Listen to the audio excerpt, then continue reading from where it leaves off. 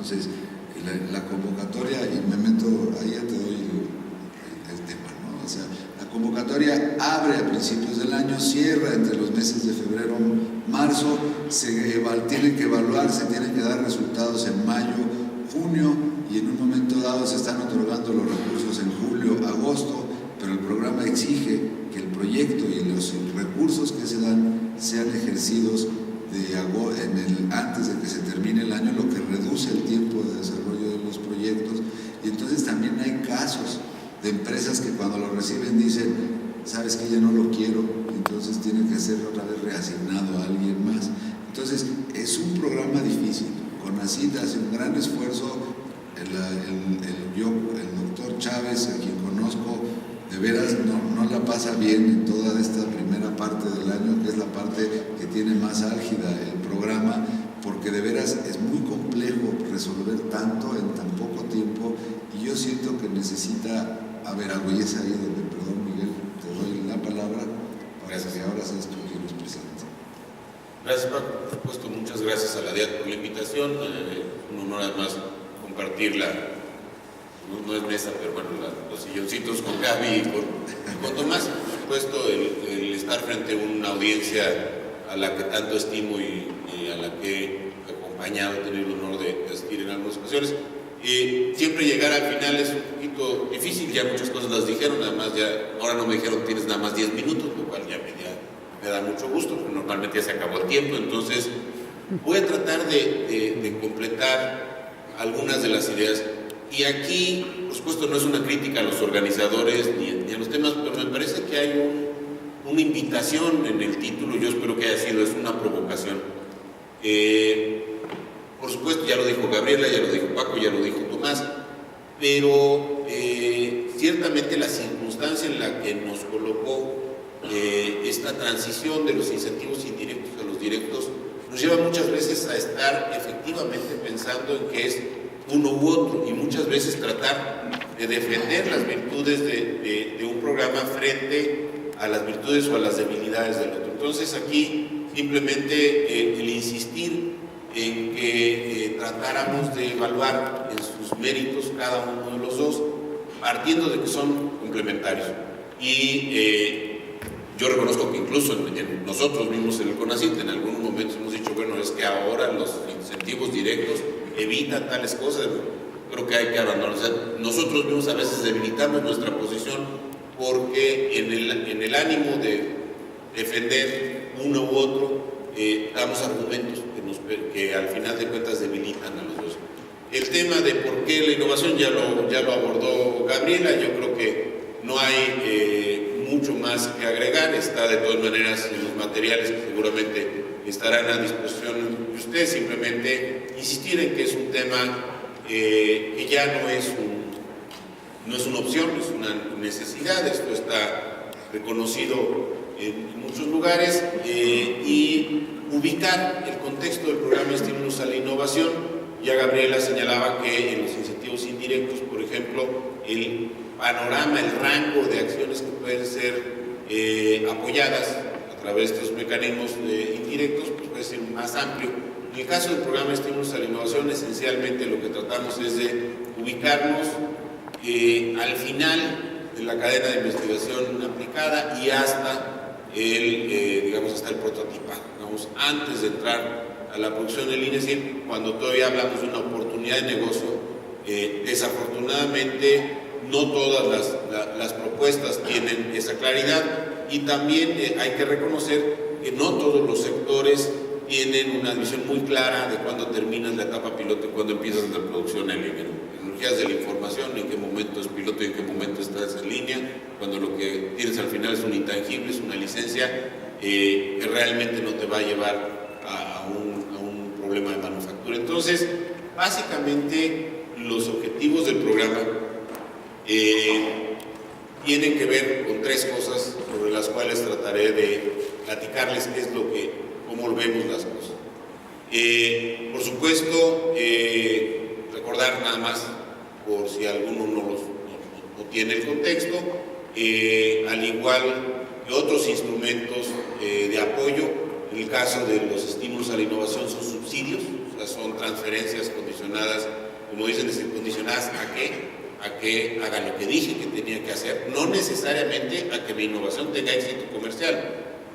Yo hago lo que dije que iba a hacer, me gasto el dinero en lo que dije que me lo iba a gastar y en ese momento no tiene uno que regresar. Son transferencias de fondo perdido, son apoyos complementarios que claramente ya lo decía el maestro Antón. En principio la teoría diría que tú empiezas tu proyecto en enero y te doy el dinero cuando sale, pero la realidad es que sobre todo para las pymes, que son uno de los principales clientes de este programa, y además un objetivo explícito de esta política pública, pues requieren del apoyo líquido para desarrollar sus proyectos.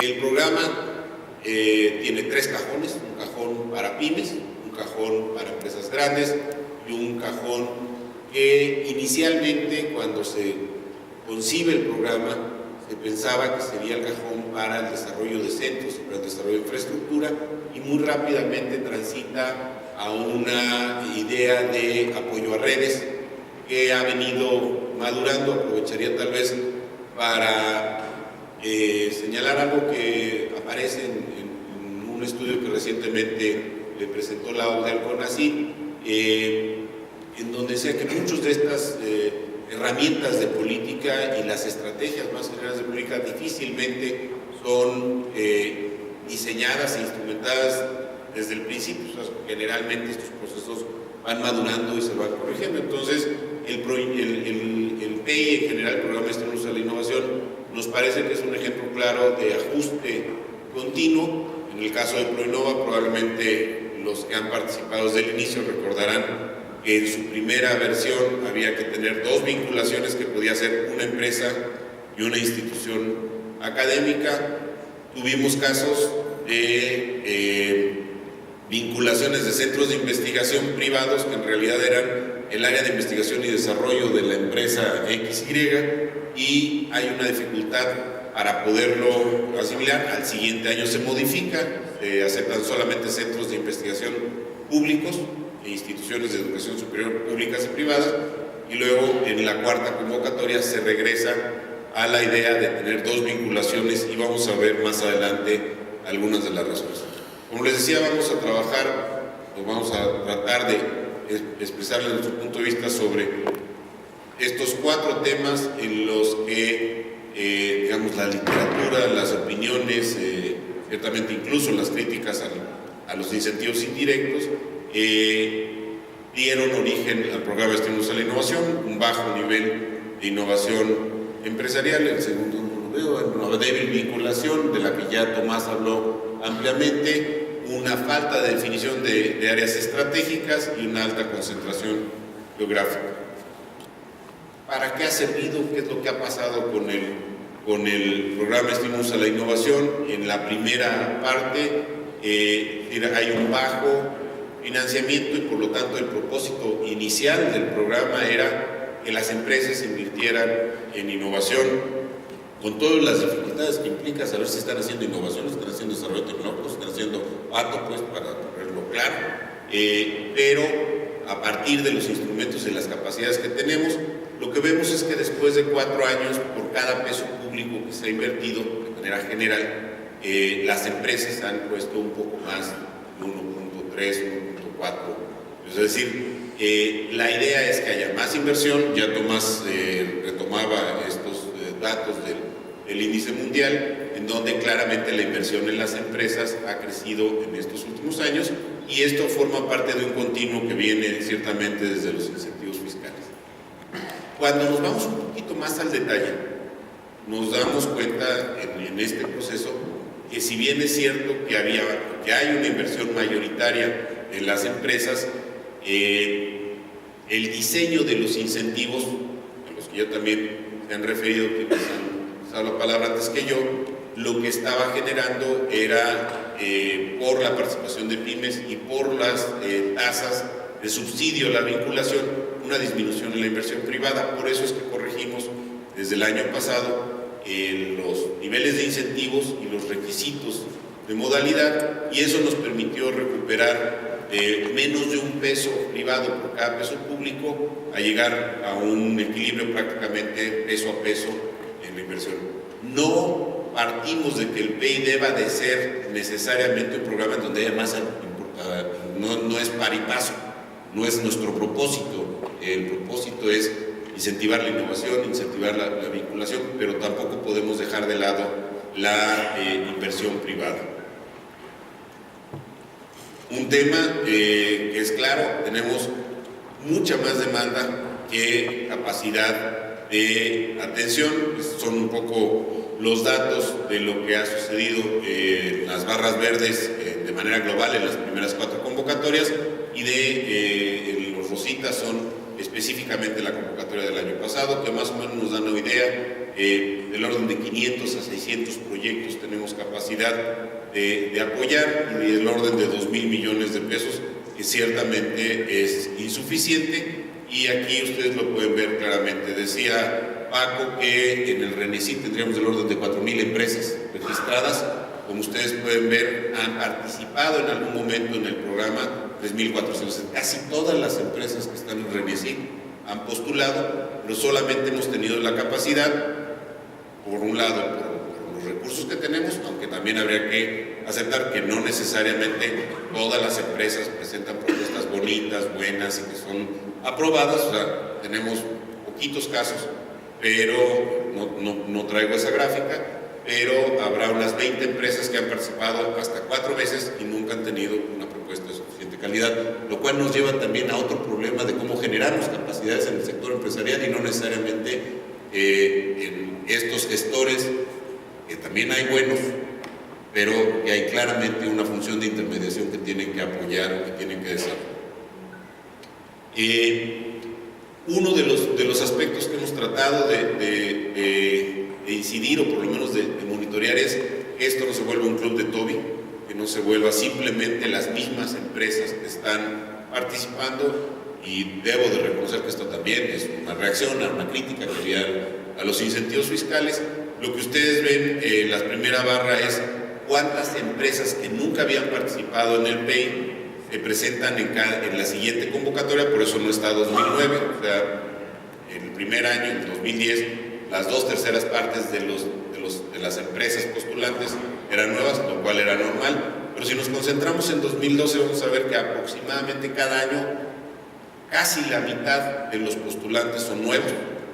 Un poco más de la 1/3 parte de los proyectos apoyados son de empresas que nunca habían tenido participación en el PEI, y la 1/3 parte de los recursos corresponde a estas empresas, lo cual no nos satisface. Nos parece que debe de haber un esfuerzo todavía permanente de reclutamiento de nuevos jugadores, y ciertamente está el tema de los emprendimientos de los startups, en los cuales tenemos que buscar la manera de reconocerlos y de incentivarlos.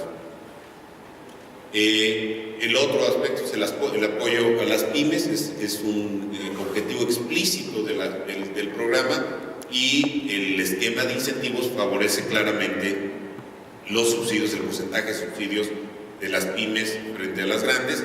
Sin embargo, como ustedes ven, tenemos en los últimos 2 años más o menos ya un equilibrio, 2/3 y 1/3 entre empresas grandes y empresas pequeñas, que no es ni bueno ni malo, simplemente creo que refleja la estructura y las posibilidades del financiamiento. El tema de la vinculación, que ya abordó en muchos de sus elementos críticos Tomás, yo solamente les presentaría algunos datos. En términos de número, el número de proyectos que están en donde se asocia una empresa con una institución académica ha venido creciendo. Pasamos de un 70% al año pasado a tener un 90% de proyectos en los que formalmente se reconoce la vinculación. Digamos, aquí es solo el aspecto cuantitativo, y vemos además cómo los recursos, también como consecuencia del diseño de incentivos, están generando un flujo de inversión que transita por las empresas hacia las instituciones, pero en el cual se deben de corresponsabilizar de su ejercicio. Seguramente no lo alcanzarán a ver porque queda atrás del presidium, pero lo que les mostramos aquí es cómo les ha ido a las instituciones. No solamente decir en términos generales, hay mucha vinculación, sino un poco quién es quién. No son todas, pero digamos aquí tendríamos las primeras 20 o 30 instituciones. Las barras verdes y los números que están arriba corresponden al número de veces que se han vinculado, no necesariamente el número de proyectos, porque hay proyectos en los que hay 3, 4, hemos tenido proyectos hasta con 16 instituciones vinculadas, no sé cómo lo hacen, pero formalmente así está. Y luego vienen las barras rojas, son el número de estados en los que se han dado esas vinculaciones. Entonces, el POLI, que es bueno, ahí es POLI más Investap, digamos que es el que tiene el mayor número de proyectos vinculados, ha participado en 19 estados diferentes, lo mismo que el Tecnológico de Monterrey, luego sigue la UNAM, la Autónoma de Nuevo León, los centros CONACYT.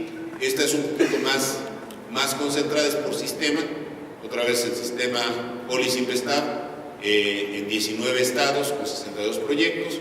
El TEC de Monterrey, claramente una de las instituciones, uno de los sistemas, también no es solamente un campus, son todo el sistema TEC, pero yo destacaría aquí los centros CONACYT.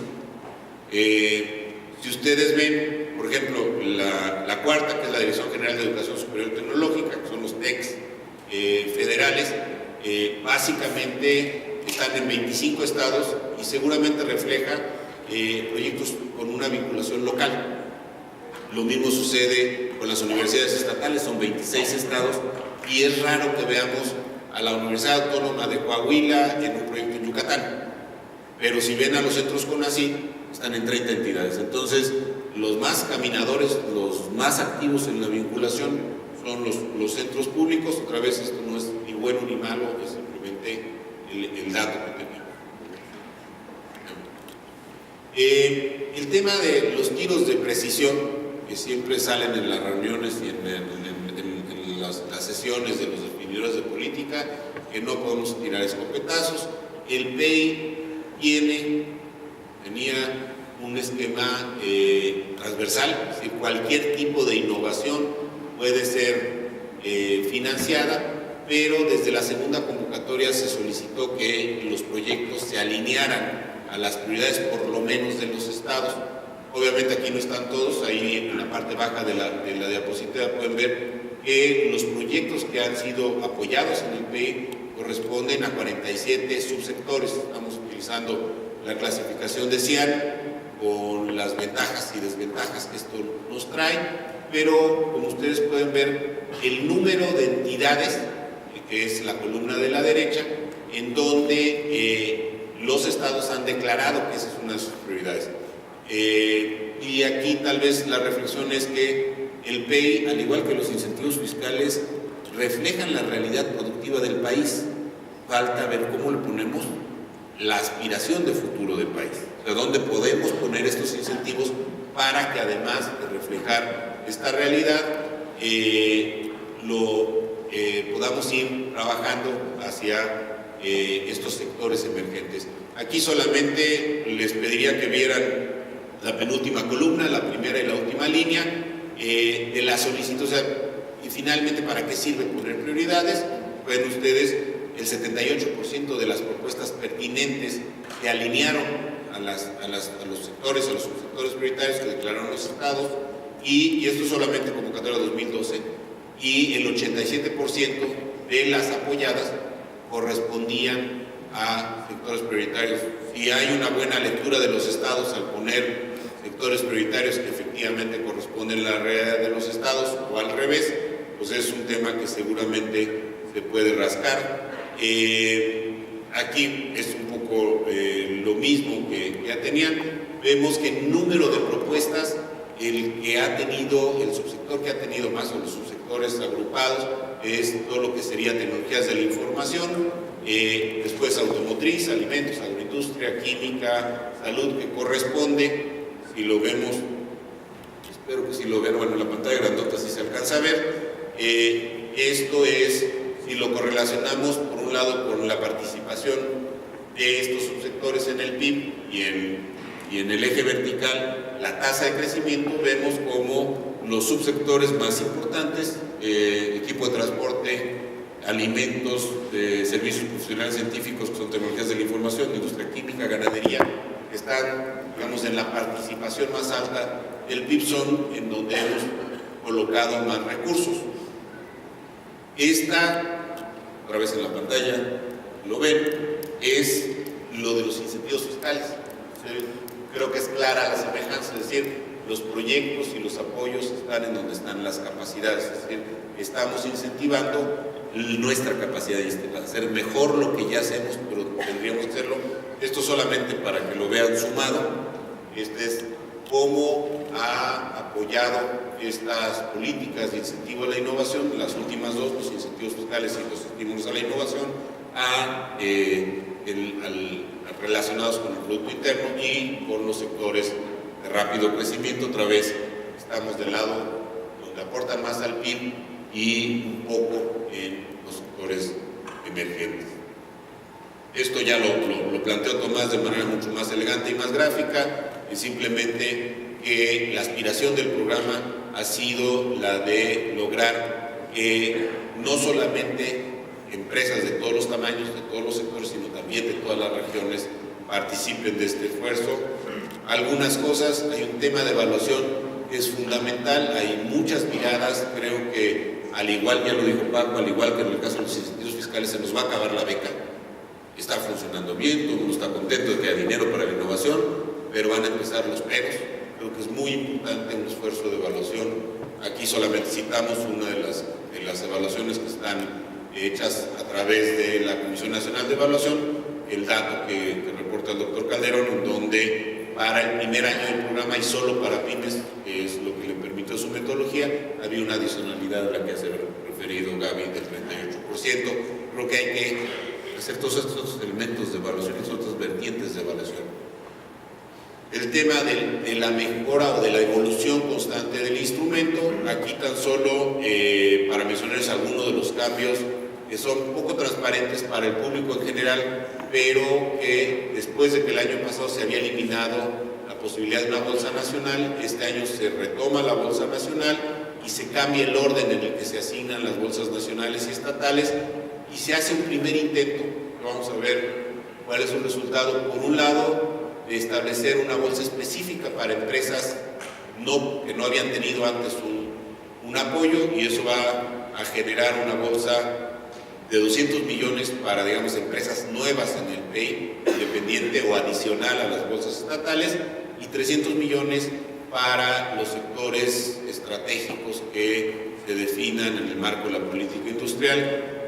La Secretaría de Economía es la responsable de esto y nos debe de hacer, ya nos hizo llegar un primer listado de estos sectores, y lo que vamos a hacer es, antes de llevarlo a los estados, asignar a los mejores proyectos de todo el país que coincidan con esos sectores. Creo que puede ser una línea que va en el sentido de... No nos toca a nosotros hacer la evaluación, simplemente nuestra percepción es que el programa es, por supuesto, sujeto de mejora, pero hasta ahora está funcionando bien, se ha posicionado entre las empresas para la generación de una cultura de innovación, y es la misma gráfica que ya presentó Gaby, solamente poniéndole encima el gasto en investigación y desarrollo experimental del sector privado, y un poquito para hablar de esta complementariedad. Si ponemos juntas las dos, los incentivos y los estímulos, a pesar de la caída, lo que vemos es que el gasto privado como que agarró vuelo, y ahora lo que hay que hacer es evitar que se caiga, ¿no? Entonces, me parece que esa es una de las lecciones. Esto también ya lo han presentado, nos parece que son complementarias sin que sean estancos. El énfasis, digamos, en tipo de sujetos de apoyo, en un caso podríamos pensar que pueden ser básicamente o preferentemente las micro, pequeñas y medianas. En las micro pequeñas, en el caso de los incentivos indirectos, vemos como que se mueven mejor por su estructura, por su capacidad instalada, las medianas y las grandes. Nos parece que los incentivos directos también pueden apoyar claramente el tema de las startups. El enfoque, que puede ser sectorial, regional, en el primer caso es mucho mejor en los incentivos indirectos de carácter horizontal, eso también lo señaló Gabriela, y nos parece Ya tan solo para concluir, que hay una serie de retos, el tema de la vinculación, que ya lo levantó Tomás, el tema del contenido innovador, cómo hacemos, cómo nos aseguramos que efectivamente estamos incentivando la innovación, el tema de la evaluación, que claramente es una de las preocupaciones de todos los actores, el tema de disociar la gestión de la operación que ya mencionaba Paco. Lo que queremos, por lo menos como un primer paso, es que pudiéramos convocar mucho más temprano en el año anterior. Hay un problema formal que la ley de presupuesto y responsabilidad hacendaria nos impide convocar algo si no tienes el dinero, y el dinero se aprueba cada año, y entonces se aprueba el 14 de noviembre, entonces no podríamos convocar oficialmente antes del 14. Estamos buscando ahí una manera de darle la vuelta para que los proyectos duren 12 meses efectivos. Y la última, y creo que todos hemos abordado de una u otra forma, nos gusta a veces utilizar el símil del arbolito de Navidad. Nos parece que necesitamos tener una batería de instrumentos más que tratar de cargarle todas las esferitas a uno. Los incentivos fiscales tienen un papel y deben tener un instrumento específico. Los incentivos directos nos parece que deben de tener varios instrumentos directos, algunos de carácter transversal. Nos parece que está funcionando bien para desarrollar una cultura de innovación y una cultura de la vinculación, pero nos parece que sería un error el ahora ponerle los startups y ponerle los programas sectoriales, y ahora poner al ratito vamos a tener 18 modalidades como en otros programas y va a perder su fuerza. Eso sería todo. Muchas gracias.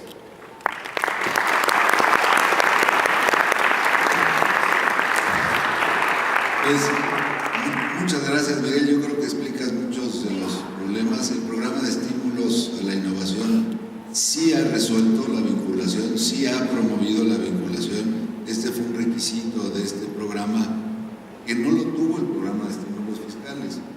En cuanto a tu pregunta inicial de directos contra indirectos, no es que se quiera volver a pelear, sino así se vio en el 2008, hace ya 5 años, para tomar la decisión de quitar uno para poner otro, cuando la importancia que hemos visto aquí es que necesitamos tener los dos programas. A mí me parece que ha sido muy interesante, yo les agradezco mucho su participación. Me dicen que el siguiente panel ya está listo, entonces no sé si Lupita nos da permiso de algunas preguntas que no han llegado. Si alguien tiene alguna, podemos dar 3 preguntas y pedirle a cada uno de nuestros panelistas que conteste, y en base a eso podríamos dar por cerrado el panel, que yo creo, al menos para mí, está muy interesante. Yo creo que es un tema totalmente importante. Se necesitan más recursos. El programa de estímulos a la innovación no alcanza. Los estímulos directos permitirían ampliar otra bolsa. En época de crisis vimos cuando se redujo todavía más el programa de estímulos a la innovación y bajó a 1.700 millones, que si hubiera sido el de estímulos fiscales no se hubiera tenido que pelear por él, porque estaría en el programa de ingresos de la Federación, no afecta al programa de egresos. Entonces, realmente el tener los dos es un beneficio. Entonces... Pregunta. Buenos días. Primeramente, gracias por esta información muy interesante y sobre todo las propuestas. Ojalá como ADIAT siempre y el foro consultivo son foros que llevan esto a donde debe de llegar y que tenga eco. Hago una referencia antes de la pregunta. El martes 16 de abril, Ignacio Navarro, subsecretario de Industria y Comercio, anunció 3 componentes para la nueva política industrial, que son la innovación, mercado interno, fortalecer el mercado interno y fomento a sectores prioritarios. ¿Cómo este tema puede o debe considerarse en esta iniciativa y cuál sería el impacto? Gracias. Lorena González, de UNIVA, Guadalajara. Gracias. Bueno, muy rápidamente, por supuesto, el secretario Navarro tiene a su cargo una parte muy importante del desarrollo de la política. En el caso de los estímulos a la innovación, como yo les decía, en este año lo que estamos tratando es de abordar ese tercer componente, el de alineación con los sectores prioritarios. Nos parece que no es necesariamente en un solo instrumento, pero tenemos que empezar a calibrar, porque en los 4 años anteriores del programa Estímulos a la Innovación teníamos prioridades estatales, pero no prioridades nacionales. Yo creo que esto de definir los rumbos no es fácil, implica pues, todos los problemas de las políticas industriales, de quién dejas afuera, quién dejas dentro, si el Estado puede o no definir, si puedes predecir el mercado, en fin, todos estos elementos de incertidumbre, pero sí, por supuesto, hay una vinculación entre la Secretaría de Economía y en el caso del CONACYT con el área de innovación. Yo diría, ¿cuál es el sector? Es decir, hablando del sector industrial, ¿cuál es el sector prioritario en el que se está desarrollando la industria en México? Yo creo que no hay tal. Es decir, ¿qué pasa si todos los que participan en el programa de estímulos a la innovación no pertenecen a ese sector prioritario? Para mí, un error del Comité Intersectorial de Innovación fue definir sectores prioritarios, porque todo el sector productivo del país es prioritario y todo el sector productivo del país necesita mejorar su competitividad. Entonces, yo creo que, a mí me parece en lo personal, que hablar de sectores prioritarios tiene un riesgo, porque se puede dejar de un lado a otro sector que dentro de unos años se va a volver prioritario porque se quedó rezagado. Bueno, yo no estoy de acuerdo, porque a mí me parece que en un país hay que definir, hay que mirar en el largo plazo, pensar cómo el país se puede posicionar en el largo plazo en términos de la mejora de la competitividad y al fin y al cabo la solución de los problemas nacionales, y para eso se requiere pensar en cuáles son los sectores, no solo los sectores y además los campos de conocimiento que van a contribuir a que esos sectores puedan tener éxito, eso que se plantean como estratégico. Pero eso no quiere decir de que se deban quitar los apoyos al resto de los sectores. O sea, se requiere ampliar la masa de empresas que innovan y de empresas que hacen investigación y desarrollo, pero hay que mirar a largo plazo qué es lo que nos permite como país posicionarnos mejor. Y de vuelta, tener una combinación de instrumentos y un incremento de la inversión pública en ciencia, tecnología e innovación que permita mantener el incremento de la masa de empresas que en su momento y sectores que en su momento van a emerger, y al mismo tiempo recursos adicionales para poder focalizar los esfuerzos nacionales. Hay sectores que no van a estar dentro de los estratégicos hoy, pero probablemente en 5 años, como la tecnología, la frontera científica y tecnológica se mueve, sectores que hoy no son pueden serlo dentro de 5 o 10 años. Por eso hay que mantener los apoyos a todos, pero focalizar. Pero vuelvo al punto en donde siempre es uno contra el otro. Entonces, cuando en México hablamos de sectores prioritarios, a mí me da miedo, porque entonces se va a olvidar el de los otros. Una cosa es que economía apoye el crecimiento de sectores que consideren prioritarios en el país, pero ciencia y tecnología y el apoyo a la mejora de la competitividad debe ser inclusiva y no exclusiva. Sí, yo solo quisiera agregar un comentario muy breve. Creo que es bien importante, en términos de la pregunta que elaboraba esta compañera, la coordinación entre programas y entre instituciones. Las dos que en este momento tienen cosas específicas, está CONACYT, que ha venido trabajando el PEI desde hace varios años, ya se pueden ver y medir resultados. De alguna forma, esa agrupación del CIAN, digamos que se está dando en forma natural. Son 3 grandes sectores que han estado participando en el PEI: el automotriz, TICS y alimentos o agroalimentario en general. ¿Qué distinción haría entre los 3? Agroalimentos es estratégico, todos participan, unos desde el sector primario, otros procesando y dándole valor agregado a las materias primas del sector primario, y ahí tenemos empresas nanos, picos, pymes, medianas, grandes, hay de todo. El sector automotriz básicamente son empresas grandes y algo de sus empresas proveedoras de la industria, y el que más me llama la atención es el de TICS, porque es relativamente nuevo y fue a partir de 2012 que rebasó en número de propuestas y en monto de las propuestas a estos sectores grandotes. Y la mayoría de las TIC son pymes y la mayoría son jóvenes. Eso está relacionado con nuestro bono demográfico. Y el otro, muy breve, el otro fondo es el fondo PYME, que se acaba de reestructurar, que de alguna forma falta ver sus bondades, sus resultados. Y también está el fondo PROSOF, impulsó mucho hace unos años, desde hace unos años, todo el sector de tecnologías. Gracias. Ya no nos dan permiso de preguntar, pero aquí hay manos levantadas. ¿Lo podemos cómo? Tenemos tiempo, ¿no? Era hasta las 9. De las 9 a las 11. O sea que terminamos ya. Muchas gracias. Les pido un aplauso, ya no nos permiten más.